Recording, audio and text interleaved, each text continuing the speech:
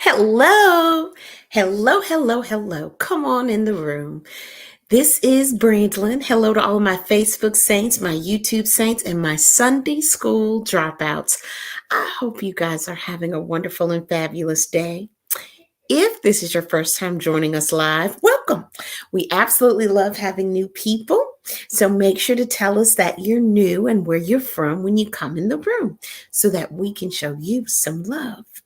So I, as always, will give it a few minutes so everybody can come in. Let me get over here to the comments and see what we got going today. Let's see here. Hello, my Martina from Huber Heights.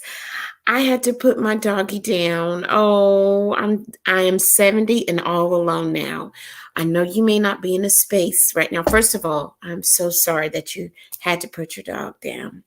And I know you're not necessarily in a space where you want to consider this yet, but do you think you may consider getting another doggy? I'm just asking, but I'm so sorry to hear that. Hello, everybody. How's everybody doing? Miss Christine, how you? Hey, my Kim. Kim, we're going to be on that torturement field next weekend. Tortured. Margaret Ann, I am so glad that you're here. That tells me that you survived the storms and all is well, I hope. Let's see here.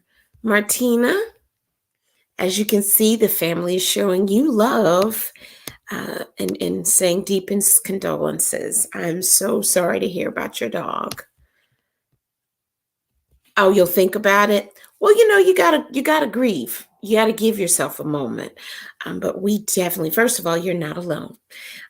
You have all of us, and I know you got your virtual family here. So as long as the good Lord has me on this side of Jordan and above ground, you will always have your virtual family. Okay. But I would strongly consider definitely getting another animal. But I'm so glad I'm glad you told us about that, because I hope that you will talk a lot tonight, especially on our topic. And we may just jump right into the topic. Hey, Sissy, it's been a crazy week, feeling the stress of all the things. It is so ironic that you all are talking about these things, because that was going to be tonight's topic. Let's see here. Carolyn, thank you, ma'am. I appreciate you. I do. This is a little cranberry for Christ. That's what I'm calling it today. Cranberry for Christ. Hey, my Lisa. I hope all is well. Margot, glad that you're here. I tripped over a fan cord while carrying boxes and fell on my face. I think I saw Jesus there for a moment. Oh, that's a never again. Tap your neighbor and say, moving company. I need you to hire somebody. Tap your neighbor and say, U-Haul. U-Haul, not Margot Hall, U-Haul. You get somebody else to haul all that stuff for you. And so you won't be, tripping and having your soul shake in your body when you fall. I had one of those moments myself this week, so I understand. Trust me, it will make you see Jesus. It will. I'm very clumsy, so I get it. Well, we're dry in Texas. Is it dry and hot? Oh, let's see here. Penny says, go Chiefs. Go Chiefs and go Cowboys. Hallelujah. The Cowboys pulled it out. Thank goodness. It is peace in my house. It is peace. Miss Christina said, so much sadness this week. My sister lives in Fort Myers. Evacuated to Bonita Springs in a hotel. No electricities. Prayers for all. Yes. But the blessing is, your sister is okay. She is still with us. She's inconvenienced and it's stressful, but she's still here. So let's jump into tonight's topic, because it looks like we really do need to get right into it. This month, the month of October, the month of October represents a lot of different things. One of them is breast cancer awareness. If I'm not mistaken, it's also, and someone please look this up and correct me, but I believe that it is Domestic Violence Month as well, Domestic Violence Awareness Month. But something that I did not know until recently, and something I think, especially based on some of the comments we've had tonight, did you all know that tonight is also Emotional Health Month? Did y'all know that? Emotional Health Month is this month. And so here's my question for you. Well, let's back up. Before we even talk about emotional health, let's talk about what that means. Emotional Health Month brings awareness to the importance of self-care, reducing stress, and finding inner strength. And it is also Spina Bifida Awareness Month. Look at here. Let me say this, okay? Why does it seem like we were to be aware of everything in October? Are there not other months? Are the other months this packed? I'm just asking. Someone tell me. Someone tell me. Uh, Brenda says, my sister and brother-in-law are in Fort Myers, but praise to the Lord. They are there with their neighbors and are safe, damaged, but alive. Thank you, Lord. Won't he do it? You can replace things. You can replace material things. You cannot replace family. So I am so thankful to hear that for you and Miss Christine. Twyla said October is full. Okay, so I'm going to go on record, not to take anything away from anything that we are to recognize for the month of October, but we're just going to speak and say October is just aware. Just be aware of everything and everyone in the month of October. But I do want to talk to you guys about the emotional awareness part of this month. Betty says that you were born with spina bifida and didn't know. Okay, well, there you go. And Margaret Ann says it's also Dyslexia Month. Okay, y'all, we're going to start a petition. I want everything to be recognized. So can we spread these out? We're going to start a petition, tell these people they got to move. Nothing else to be aware of in October, okay? Because you get so much, people don't pay attention. So that's a lot. Back to emotional awareness. My question for you guys is, how do you, and I know we talked about this a couple of times, but I'm going somewhere with it a little different tonight. How do you, first of all, how do you get yourself stressed out? Let's talk about that. Do you recognize when you are stressed? How do you know that you're stressed? Like, do you break into a cold sweat? Do you have a headache? Are you snappy with people? Does it keep you up at night? Like, what is your trigger? How does stress come to you? What symptoms do you have that lets you know you're stressed? I'm just asking. Let's see here. Emotions are normal. We just have to realize that you deal with them with the help of the Lord. Absolutely. I agree with that 100%. And I'm going to push you a little bit there as well, because I think that the Lord gives us tools that we oftentimes don't take advantage of. For a long time, I did not treat my anxiety properly because I just said, oh, everybody told me just pray, just pray, just pray. But I needed to find other avenues outside of prayer. And please understand when I say that, I am not taking anything away from prayer. Absolutely not. But sometimes the Lord will lead you in different directions. The Lord told me to pick up a journal and write. The Lord told me to get still and just listen and breathe.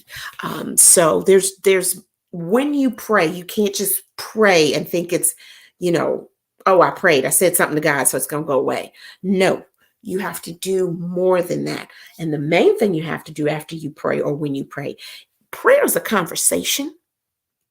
And conversation requires two people. And a lot of times we talk, but we don't stick around to listen. And sometimes when you listen, he gives you other things. So yes, prayer is a good start. Who's exactly? I saw some comments. I get headaches. I have trouble sleeping. Come on, Miss Christine. I understand. I'm an emotional eater too. I eat when I'm happy. I eat when I'm sad. I eat when I'm glad. I eat when I'm sleepy. I eat when I'm stressed. So I understand. Miss Betty says I get snappy with people. Oh, okay. So that Snicker commercial is you. You're not yourself when you're hungry. We got to give you a Snicker bar, huh? Let's see here. All of these things, Miss Brenda, absolutely take your burdens to the Lord's. Yes, take your burdens to the Lord. I have emotions when I have loss. Yes. Yes. I think that emotions are honest and they're real and we need to acknowledge them. And a lot of times we do. Oh, look, Miss D. Miss D agrees with you, Miss Christine. Y'all like to eat. Hi, my Roro. Roro says, I feel like I get short with people sometimes when I'm stressed. Margaret Ann says, I shut down. I can't sleep. Anxiety, panic attacks. Yes. And, oh, it doesn't. Let me see. I can't see. Hold on. Let me take the comment down so I can see it over here and then I can read it. Usually I don't feel until after the stressful situation or it builds. We all, stress hits us all differently. So I think the first step is that we need to recognize when we're stressed. And then we can start to deal with it. So now that you have your headache or you're being snappy with people and you recognize that you're stressed out, what do you do to get yourself out of that? And I'm going to tell you what I did this weekend, but what do you do to get yourself out of a stressful situation? Megan says, I know I'm stressed when I can't sleep. I snap at adults that come in my classroom and interrupt instruction. It is hard enough to keep five. And first of all, I just want you to know, Margot, you stressed me out simply telling me you in a room full of 4 and 5-year-olds trying to teach them something. Oh my gosh. The only thing I can teach 4 and 5-year-olds is how not to bother me. Now I can teach them that. I got the lesson plan for that. Yes. And I am so proud of you that you simply get snappy with adults that come in the room. I believe that snap back would affect the classroom too if it were me. So I'm proud of you. Lisa says, when I'm really stressed, singing and music calms me down. Well, I agree with you. I love to sing. It stresses my family out when I do. But that is a very, very good way of reducing your stress. Margaret Ann says, I don't eat. Oh, girl. Okay, I'm not promoting any type of toxic diets, but my Lord, if I could not eat when I'm stressed, I would make myself stressed out to keep from eating. Maybe then I would fit in some pants and that would reduce some stress. But no, I understand a lot of people get so stressed out and wrapped up into whatever anxiety they're going through that they do forget to eat. Unfortunately, I'm not one of those people, but I understand completely. T says, I have anxiety and go to therapy weekly to deal with stress and work and the leadership there. Let me tell you something. I'm so glad you brought that up. A lot of people, especially my good Christians, do not believe in therapy. Now, note what I said. I didn't say you couldn't afford therapy because, for some people, therapy is expensive. Okay. Insurance doesn't cover everything. So I'm not referring to that. I'm talking about a lot of Christians say, I'm not talking to anybody else. I'm going to just give it to the Lord. Okay. Well, the Lord puts people here on this earth to help us through the process. So after you pray, you have to be open to hear from God. And sometimes that's through other people. Prayers without works is dead. Isn't that somewhere in the Bible? So yes, I think therapy is a wonderful, and not every therapist is for every person. You can't quite just look in the book and pick a name and then if it doesn't work out or you're not jiving with that person, that doesn't mean you don't need therapy. That just means you may not need that therapist. It's just like being in a relationship and dating them, so you may have to try out a couple of people before you know exactly who you need to be with. I would throw up as a kid. Oh no. I can understand that. Some people carry stress in their stomach. When I'm very stressed out, although I was teasing, it makes me sick. I get sick in the stomach. Now, it hadn't stopped me from eating, but I get sick in the stomach. Does does anybody have a trouble with stuttering? I'm just curious. Has anybody been stressed out and or gets really anxious and it causes them to stutter? Emotional eater. Mm-hmm. I'm what, Sarah? What is it, Sarah? Let's see here. Nancy says, I have anxiety, see therapists, and take medication. I understand. I understand. Yes, Sarah, can you hear that? It's peace in my house. The Cowboys won. Yes. Yes, I am fully aware. I am fully aware. Hello, Miss Cindy. How are you? Welcome, welcome, welcome. Let's see here. Quiet time with scriptures, gospel music. Absolutely. Well, I'm going to tell you something that I did. I'm blurry. Let me back up. Can you see me? I'm so sorry. There you go. Um, okay. I'm sorry. Can everybody else see me? Hold on. I will. The comments are they froze, and then they're back again. So I'm so sorry. Well, I think that we all need to have something that we do just to kind of get ourselves through. And I'm going to tell you something that I took an opportunity to do this weekend. I had a plan. As many of you guys may know, I've talked about it. I have a show coming up here in October 22nd. I have a show, a one woman show that I'm doing, and I'm so excited about it. Before I met a lot of you all, I was getting ready to do a show, and the weekend of my show was the weekend that pretty much the world shut down because of COVID. And so I had to cancel that show. And so this is the first time that I will be able to get back out there and do the show. I'm calling the show Get Your Shine On. And, we're going to it's going to be fun. We're just going to have a lot of fun and a lot of laughs. I'm going to tell a couple of never again videos, just a bunch of stuff. So, in light of that, I'm still a mama, I'm still a wife, and I'm still a student, and I'm still working full time. Okay. So I had gotten into this cycle where I was so stressed out because I was doing so many things that I decided to just breathe and take some time away. Okay. So this weekend, I literally did a staycation. I had to get out of my house. I love my husband with all my heart. You all know my daughter is my heart, but I left the two of them here alone. Uh, and I just went away. I thought I was going to be able to write and get my show prepared, maybe do some homework. And you know what I did? I took a nap.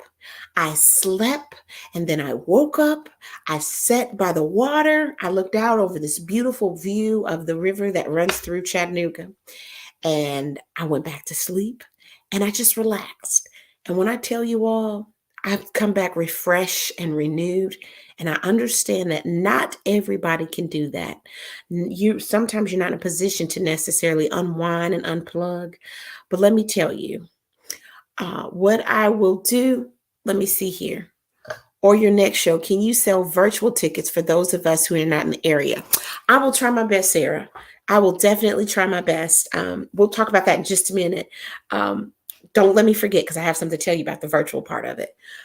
But I just needed a moment to relax and unwind and breathe. And I was able to do that. And I feel lighter. And then to come here and find out that this was emotional stress relief week it was like, oh, well, here we go. Or month, excuse me, emotional awareness week. Month. My God, I keep saying week. But what I do encourage you to do, even if you cannot get away, go in the bathroom and lock the door. You got to lock the door because if you have children, they just come in. You don't have privacy. Go in a closet. Go sit on the porch. You all know I believe in Chateau Equinox. So I'll go sit in my car and shut the door. Get somewhere and get away and just sit. Hear your own thoughts. Or do like I do sometimes and start the car. And I don't know how this happens, but sometimes I'll be in my car trying to relax and just moose-saw, and I end up at Dairy Queen or I end up at McDonald's with French fries and a milkshake. I don't know how that happens. That's that emotional eating part that kicks in. So you might want to leave the keys to the car in the house, but just get still and pray. Absolutely pray. And have your moment. Have your moment. That is my prayer for us this week, is that you will be able to find some peace, that you take care of yourself, that you are able to just breathe and not allow the stress around you to consume you. Stress can be around you and not consume you. And whatever it is you need to do that is healthy, do it. One of the biggest, I've said it and I will always say it, and ever since I've learned it, I'm still a student of it and I'm still learning how to do it. But the biggest piece of self-care that you could ever do for yourself is the easiest, simplest, and it's free. It's the most inexpensive thing. No. That is the best self-care, is telling people no, and telling yourself no. If you are asked to do something that pulls away from your peace or that is taking away from you, because you can give and give and give and give and give. At a point, you got to be able to say no. Protect your peace. Perfect Peace. Yes, by Keith Pringle. Tell people no. It's okay. Now, I didn't say go off. You can be nice and say no. You don't have to. You don't have to say, it could be, you know what? I am so sorry, but unfortunately, I will not be able to do that. No is a complete sentence. That is right, Twyla. No is a complete sentence. Janice says, I did not learn that word until my 50s. No, it's something we all are struggling with, especially when it's people that you love and people that you care about and you want to do for them. No is a complete sentence. So I agree with that. I agree with that completely. Thank you. Oh, thank you, Joanne. I appreciate that. But say no this week. Practice that, because that's not something that we often do. We feel like when we say no, we're being mean. But not always.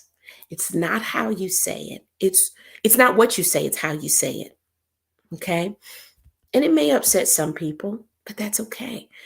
Because when you're wore out and tired and stressed completely out because you said yes to too many things, do you think those people are going to be upset? No, they got all of you. You got to take care of you first. So it's okay. It's okay to say no.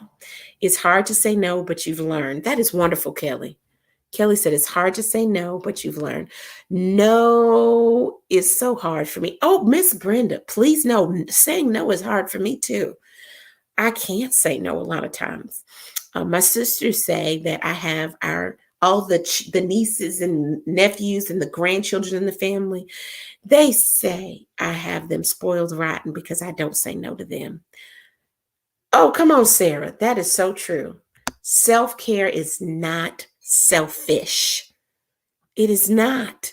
As a matter of fact, I'll take that even further to say self-care is the best thing that you can do, because when you take care of you, then you can be your best for others. So make sure you do that. My generation would never.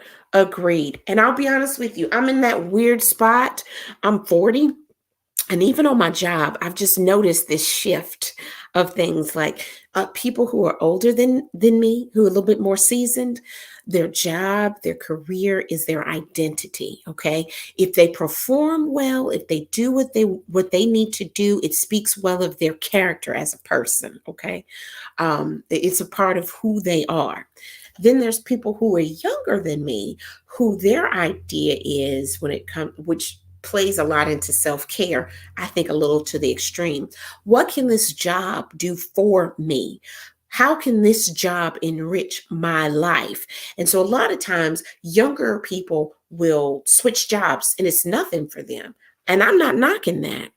I do think that the whole concept of what can this job do for me? Baby, it can pay you. That's what it can do. So I don't necessarily identify with that part with the older generation, and that is my character, but I don't necessarily identify with your job. What can the job do for me? I'm somewhere in the middle. I'm just trying to pay some bills. How about that? But we're all in different places in that when it comes to self-care. And young people have taken that mantle to another level when it comes to the workplace. I'm just kind of in the middle. Jennifer says, I'm right there with you in the middle sandwich. I'm 44. And I've also noticed these things. Yeah, it's just different.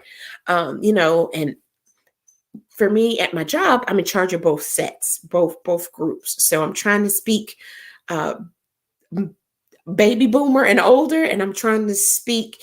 What are these millennials? Or no, these are younger than what came after the millennials, the babies.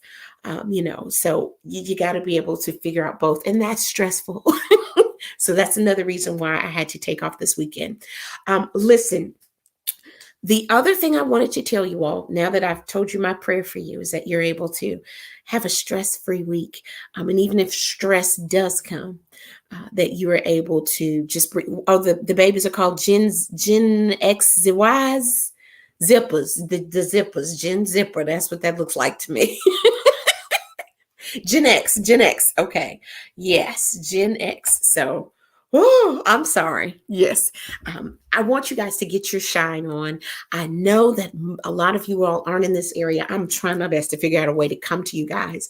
I've been selling tickets online, but my people want real tickets. And so I got real tickets that I'm going to start selling. And Sarah, I don't know if I can do this virtually, but I'm sure about to find out.